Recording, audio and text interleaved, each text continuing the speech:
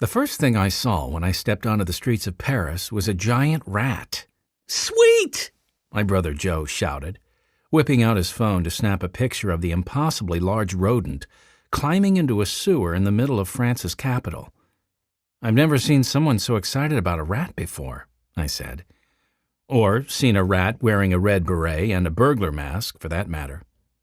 Lucky for us, this rat was a 5-foot-tall cartoon character running off with a baguette, stenciled on the wall of a boulangerie, that's French for bakery. The artist had layered 3 different stencils on top of one another, so the rat, the baguette, and the beret and mask were all different colors. "All right! We haven't even been here 5 minutes and we've already seen a piece of Ratatouille.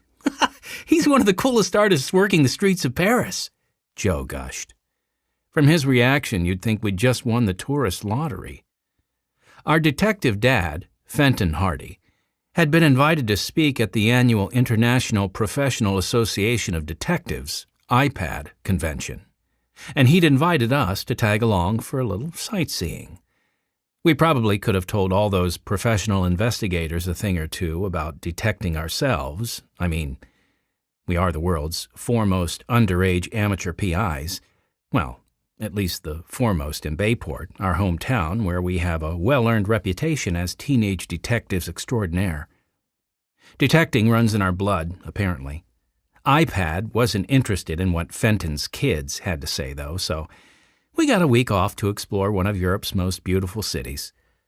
Not even a sleepless 9-hour red-eye flight across the Atlantic could press the snooze button on my excitement level. All that classic art, architecture, history. A brand new piece by Cosmonaut. Joe had his phone aimed across the cobblestone street to a simple tile mosaic of a UFO landing on the top story of a brick building that had to be hundreds of years old. "I don't think anyone's even posted on this one yet."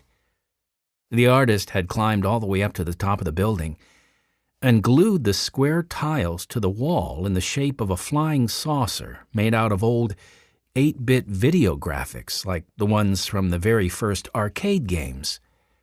Joe looked stoked as he uploaded the picture to his Instagram account, adding hashtags Cosmonaut, Street Art, Paris, and Street Art Hunt Paris, so other street art grammars from around the world could see it too.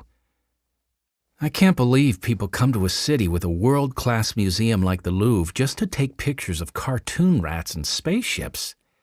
I rubbed my confused, jet-lagged eyes. Here we are in one of the most historic places on Earth, surrounded by amazing landmarks, and all my brother wants to see is the graffiti and arcade spaceships? "It's not just graffiti, dude," he said seriously. "It's street art.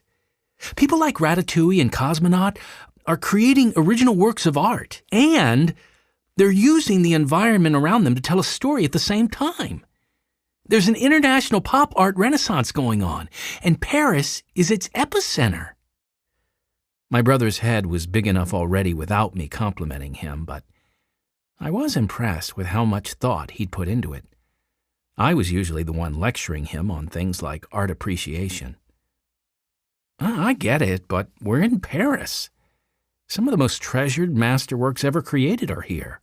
Van Gogh, Monet, Picasso, Dali. They all lived and painted right here." "Well, snooty McArtface, Ratatouille painting himself all over Paris turns the whole city into an interactive museum. And you don't have to wait in line or go to a hoity gallery to see it. Besides, some people think artists like Stylo are masters."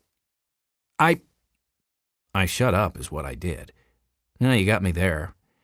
I can't talk smack about a guy who got away with turning the most famous clock tower in the world into a smartwatch. Stylo's handle meant the pen in French, and he'd been making international headlines for all the crazy places his outlaw art installations had appeared.